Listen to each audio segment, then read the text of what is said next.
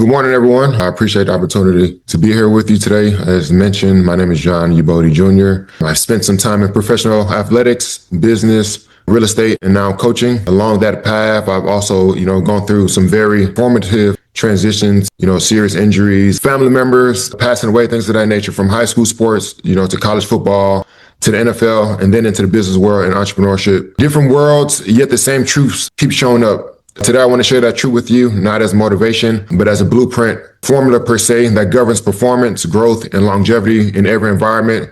And that truth is discipline. Discipline is something I caught on to the blessing that it is late, due to talent or just natural proclivities, a little bit insights.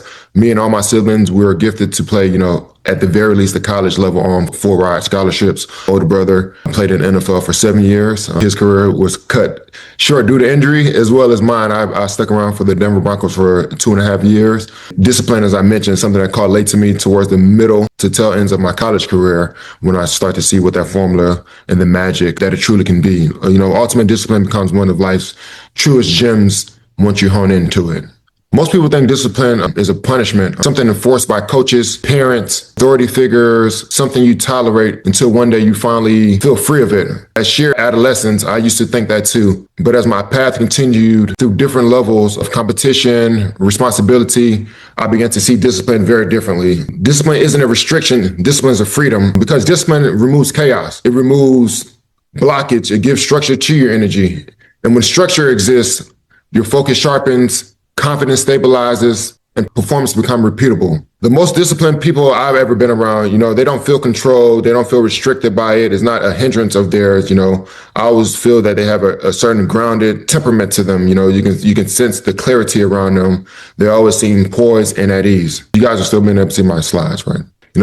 Discipline also changes as the stake rises. In high school, discipline was loud. There's coaches holding your hand. Discipline being so embodied into our preparation, that it was more concentrated than actual schematics or the X and O's. There's curfews, attendance, consequences. Someone's always watching, someone's always correcting. Discipline felt external as an outward entity that you're getting familiarized with, something being applied to you. In college, it gets a little bit quieter. You enter into adulthood, the hand-holding reduces significantly. No one is hovering over you. No one is hovering over your sleep. No one's forcing preparation. You're being gradually prepared for what truly lies ahead. Talent may keep you in the room, but ultimately discipline decides who earns trust. And then you get to the professional level, that shift completes in total. There's no discipline speeches at all. Essentially you're a self-entity that pushes forward based off of your self-discipline, your self-arrangement. If you're not staying up to par, you're going to be gone. Of course, there's a slight 1% of you're the number one overall draft pick, something of that nature. You might have some catering slightly more, but even there, the shift still happens. And at that highest level, discipline stops being managed. It becomes your identity. Here's a critical reframe that I utilize, and I utilize with my clients. Pressure doesn't build discipline. Pressure reveals it. It's a simple concept, of course, but think about it as a fire alarm. It doesn't create the fire. It exposes ones. Pressure works that same way. When the moment gets big, when the stress shows up, when things don't go according to plan, you don't rise to the occasion. You rise to your preparation. Those fundamentals that you put into play, you fall back on what you've trained. Another way to think about it is pressure removes the mask. Who you are under pressure, who you rehearse to be in private. It's your truest and purest sense. And that's why in the sports world, obviously, which is relatable to today, the great players, the ones that we remember, the ones that are heralded, all their greatest and finest moments are on the big pressure stages, whether it's the playoffs, the season's on the line. And essentially life is the same way. The beauty of sports is those pressure moments give you the highest assessing of what a player is truly made of. That's why pressure isn't the enemy of discipline. It's the actual feedback of it. This law doesn't live only in sports. It applies to business, to relationships, to life, different environments, but it's the same operation system. Consistency compounds everywhere. Preparation matters in every aspect and components of life. Structure produces results everywhere. Sports isn't separate from life. Sports is training for life. The habits you build throughout the process in every level, from middle school to high school and beyond, those stick with you and they're transferable to any components and aspect of life moving forward. Showing up tired, staying focused, Honor and commitments, they don't disappear when that jersey come off. They all transfer. Always in your mental Rolodex for you to tap into whenever they're needed for the different vicissitudes of life, which is inevitable. No matter what walk of life you come from, whatever your family history is, the proximity that you're in, it's inevitable that you're going to have some triumph that you're going to have to overcome. And all of these different fundamentals that you build throughout your sports background can serve as a pillar, as you're building your family, as you're starting a business, as you becoming part of the ecosystem of a corporate environment, things of that nature. Is the same, mental fortitude and discipline that drives you forward. So next, I wanted to break down the 4 different types of disciplines. Over time, I feel, discipline reveals itself in 4 core dimensions. First, there's the structural discipline, your routines, your systems, how your environment is designed. And the beauty of this is, this can be mapped out and shifted and adjusted with proper intent to fit your targeted goals, your pathways, and things of that nature. Second, there's cognitive discipline, how you think, how you talk to yourself under pressure. I don't know if you guys follow current events. If you saw, I believe yesterday with Naomi, when she was playing tennis, she got in trouble because she kept talking to herself, kept saying, come on. It's that self-talk that kind of gives you that cognitive discipline. And I know her opponent was complaining about that. What you focus on when things tighten, some of this is innate, but with proper awareness and attention, it can be molded. Third, there's emotional discipline, your ability to regulate, to respond instead of react, to stay composed when emotions want to control you. Once again, different people have different emotional temperaments and proclivities, but with attention and awareness, I believe this is something you can hone in on and progress forward, with intent and time and discipline. Fourth, there's identity. I believe this is the deepest layer. And when it is you saying to yourself, this is who I am. These are my standards. No one has to remind me, it's come from within, which is the greatest self-regulation that there can be. The speech that I commonly give is self-mastery, which is life's northern star.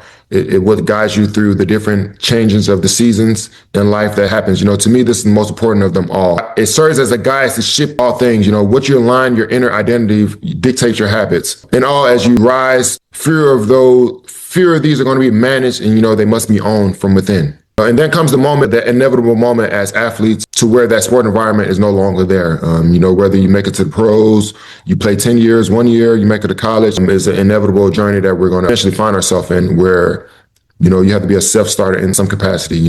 It comes a moment every athlete faces, structure disappear. There's no season, there's no whistle, there's no coach. I've experienced this personally during my transition out of professional sports, and I've seen it with former teammates and with athletes I now work with. It's a common struggle, and I'm sure everybody here is familiar with that common story of athletes overly identifying with their sport and not really seeing themselves in any capacity beyond that. And when that moment happens where it's gone, there can be a struggle if you don't have the mental fortitude, if you don't have that, if you rested all your laurels on that given sport. So, the routine vanishes overnight, and without structure, even talented people can drift. It's not about laziness. It's about sudden absence of enforcement. This is why discipline always tells the truth. This all led me to the work I do now, as ICF certified executive and personal performance coach. If you're not familiar with ICF, it's the International Coaching Federation, which is essentially the preeminent and most recognizable coaching entity globally. It's a very comprehensive process to get that certification through there. Athletes, executives, entrepreneurs, different titles, different lives, but I see the same patterns. They don't lack ambition. They don't lack intelligence. What's missing is structure. And when discipline structure is reinforced, people don't feel limited. They regain clarity. Confidence stabilizes. Momentum returns. Discipline doesn't restrict people, per se. It restores them. It goes through a phase in any walk of life. The same thing that can be applied. There's a paradox in it all.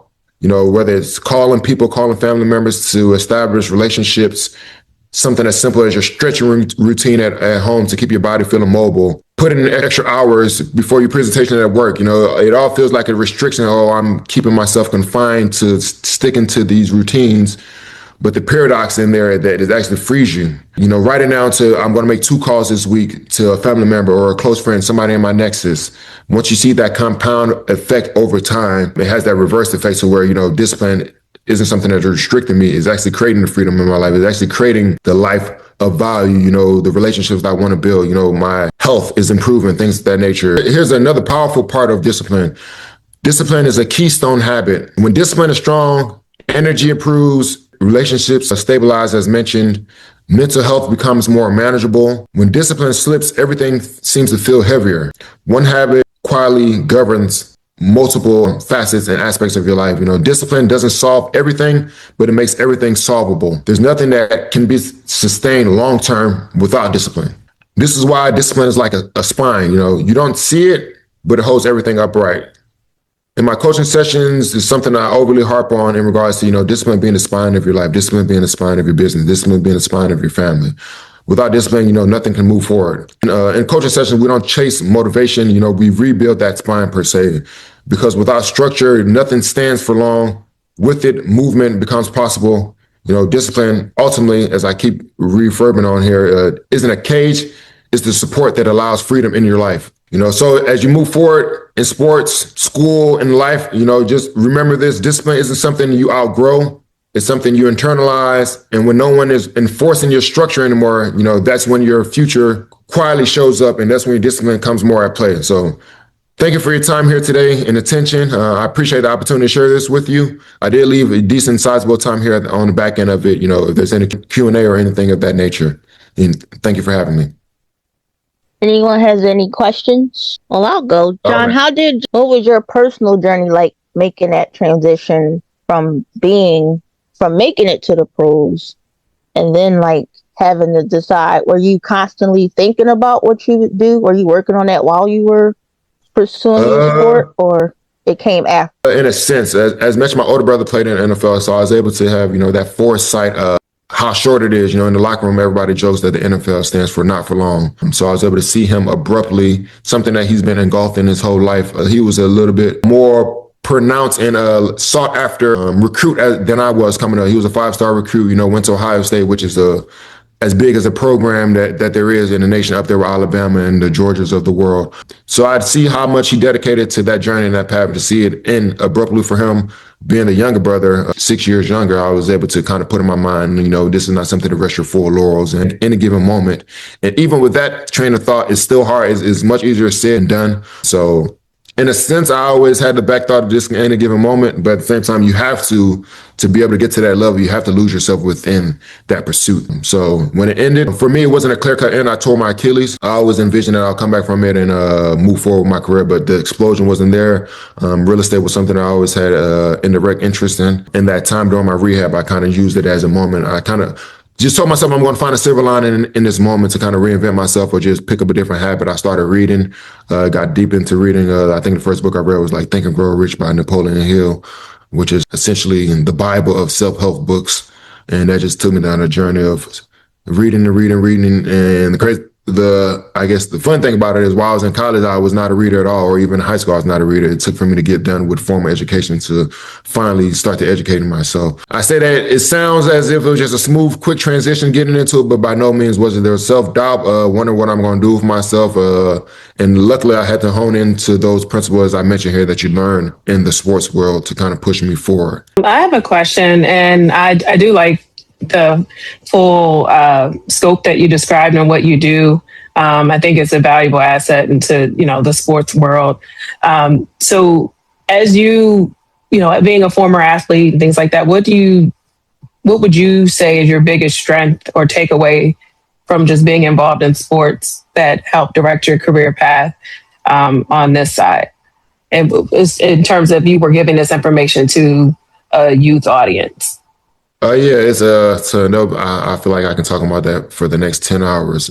Literally every single thing that you learn. And it's something now that I'm starting to have kids and stuff. I don't care if they're not good at sports. I want them to play sports just for the fundamentals and the structure that it teaches. As I mentioned, mental fortitudes.